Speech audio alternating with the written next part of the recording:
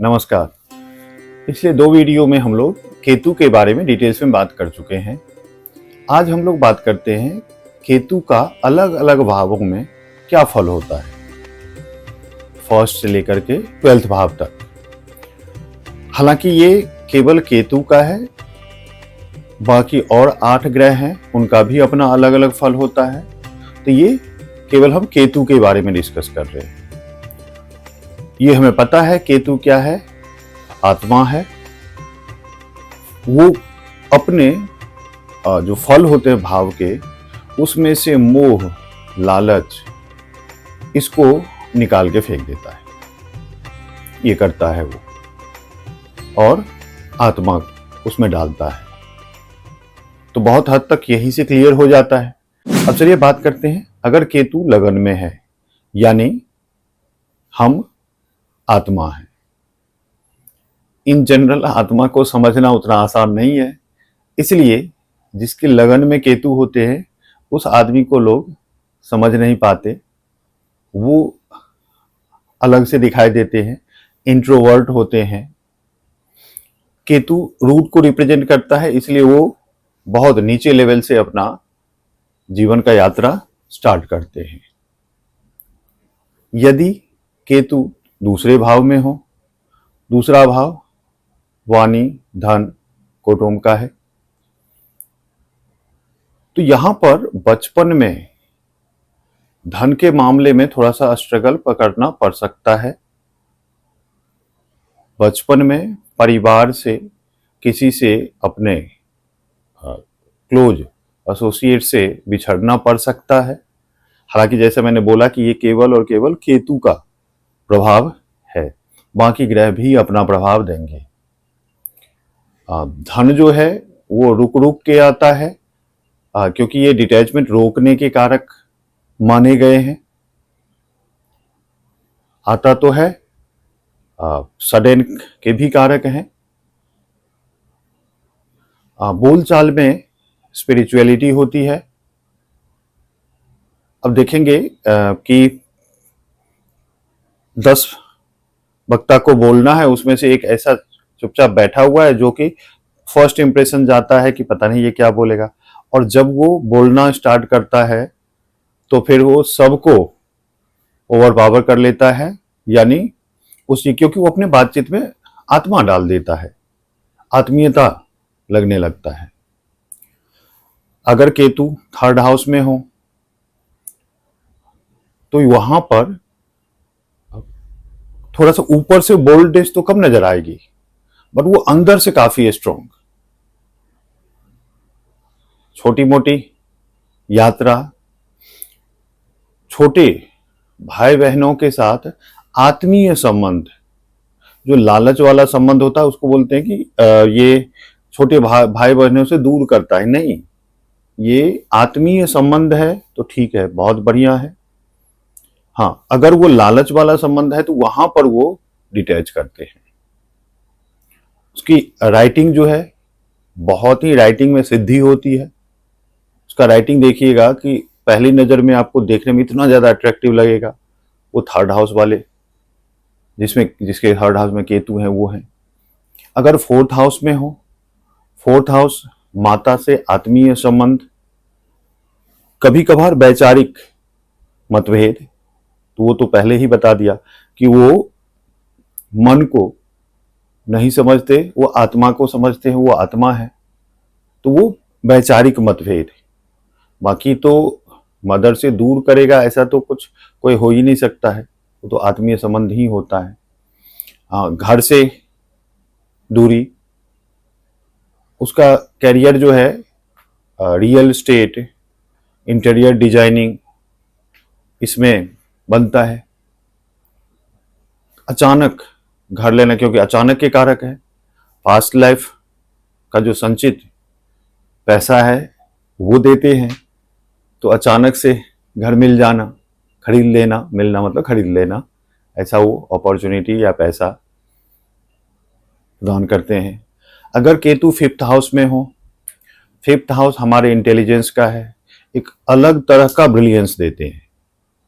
हाँ, जो ट्रेडिशनल है, स्कूल कॉलेज का जो एजुकेशन है उसमें थोड़ा सा वो बाधा उत्पन्न करते हैं, वहां पर वो डिटैच करते हैं। संतान का, तो संतान से आत्मीय लगाव जो आजकल का है उसमें डिटैचमेंट। आजकल का है का मतलब आजकल के ज़माने में जो हाई फाई वाला ज़माना है उसमें डिटैचमेंट। अगर 6th हाउस में हो तो 6th हाउस रोग, ऋण, शत्रु, सेवा भाव भरपूर होगा। सेवा भाव से ऋण मुक्ति होगी, क्योंकि वो डिटैच करते हैं तो ऋण मुक्ति होगी। एनिमी से, शत्रु से छुटकारा मिलेगी, लेकिन वो हिडन के भी कारक है, तो गुप्त शत्रु वहां पर मिल सकता है। हालांकि कैरियर का कई कंपटीशन का है तो वहां पर भी थोड़ा बहुत वो फ्लक्चुएशन लाते हैं कैरियर में, कंपटीशन में।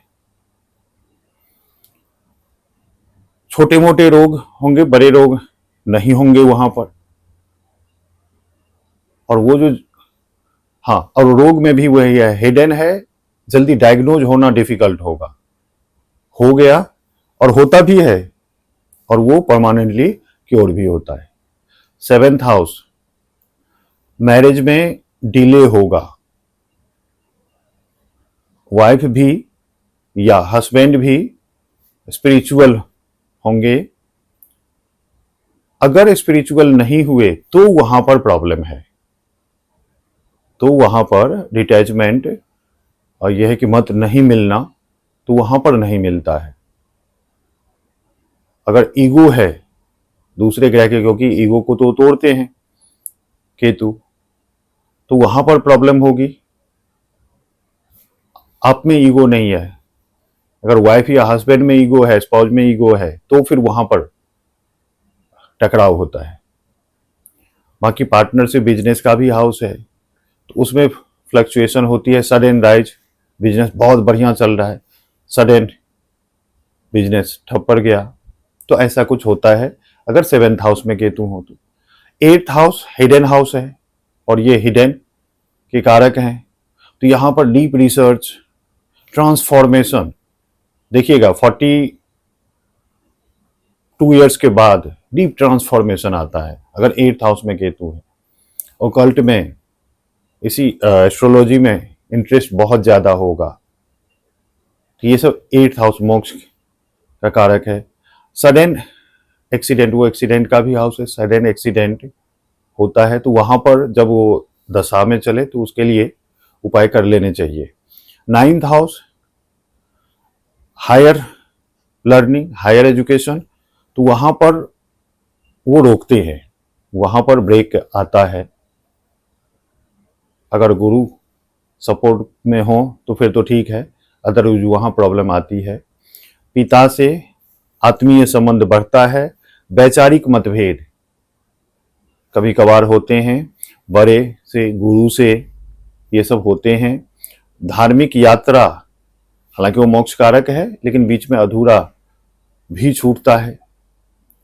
अगर केतु 10th हाउस में हो, कैरियर का हाउस है, तो कैरियर में उतार चढ़ाव ये होगा, कभी बहुत बढ़िया चल रहा है, कभी नीचे आ गया। और एक और बहुत इंपॉर्टेंट बात, कि जो कैरियर बहुत बढ़िया है, अभी न्यूज में आता है, हम सब सुनते हैं कि वो अपना करोड़ों का दौलत छोड़ करके संन्यास में चला गया, वो केतु 10th वाले होते हैं।